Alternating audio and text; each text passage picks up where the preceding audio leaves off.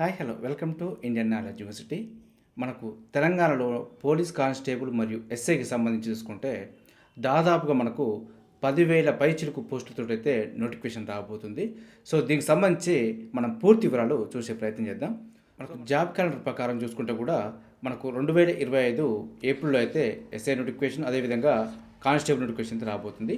So దీనికి సంబంధించి దాదాపుగా 10,000కు పైగా పోస్టుతో అయితే నోటిఫికేషన్ రాబోతుంది.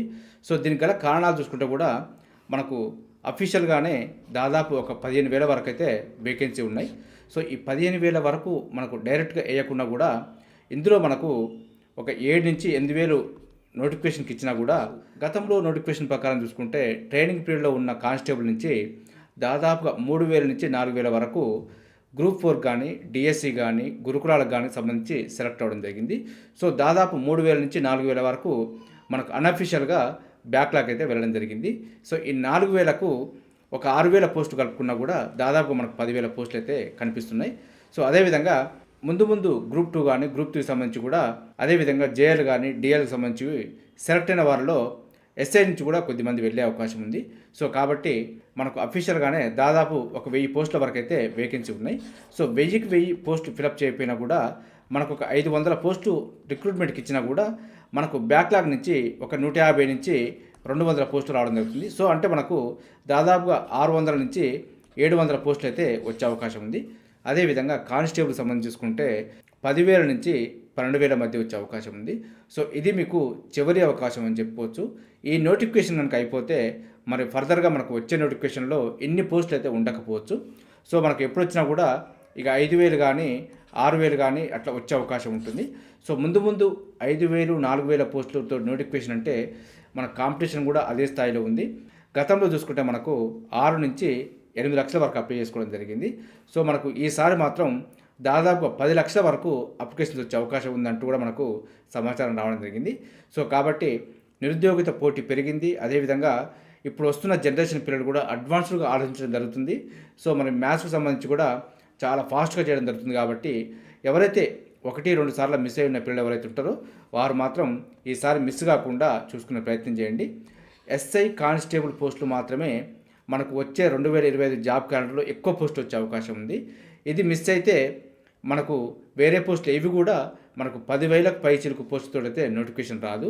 ఏదొచ్చినా కూడా 1,000, 2,000, 3,000, 5,000 పోస్టులతో నోటిఫికేషన్ రావడం జరుగుతుంది.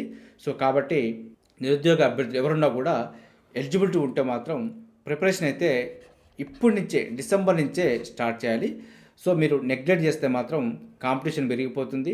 సో మీకు ప్రిలిమ్స్ క్వాలిఫై కావాలి. అదేవిధంగా క్వాలిఫై అయినా కూడా మనకు ఈవెంట్స్ క్వాలిఫై కావాలి. ఈవెంట్స్ క్వాలిఫై అయినా కూడా మెయిన్స్ రాయాలి. మెయిన్స్ స్కోర్ సాధించాలి.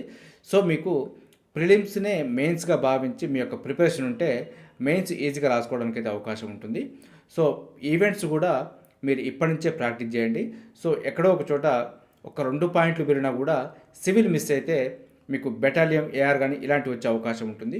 సో ఈవెంట్స్ కూడా కొంత వెయిటేజ్ ఉంది కాబట్టి మీరు ఈవెంట్స్ మీద కూడా ఫోకస్ చేసే ప్రయత్నం చేయండి. సో మీకు రిటన్ టెస్ట్ ఎంత ఇంపార్టెంటో ఈవెంట్స్ కూడా అంతే ఇంపార్టెంట్.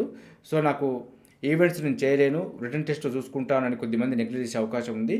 సో మీకు ఏదేని ఒక మార్క్తో మిస్ అయినప్పుడు సో మీకు ఈవెంట్స్ కూడా కాపాడే ప్రయత్నం జరుగుతుంది.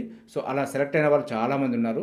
కాబట్టి అభ్యర్థులు ఎవరు కూడా కానిస్టేబుల్ సంబంధించి కానీ, ఎస్ఐకి సంబంధించి కానీ నెగ్లెక్ట్ చేయొద్దు. మనకు ఒక 12,000 వరకు అయితే వచ్చే అవకాశం ఉంది.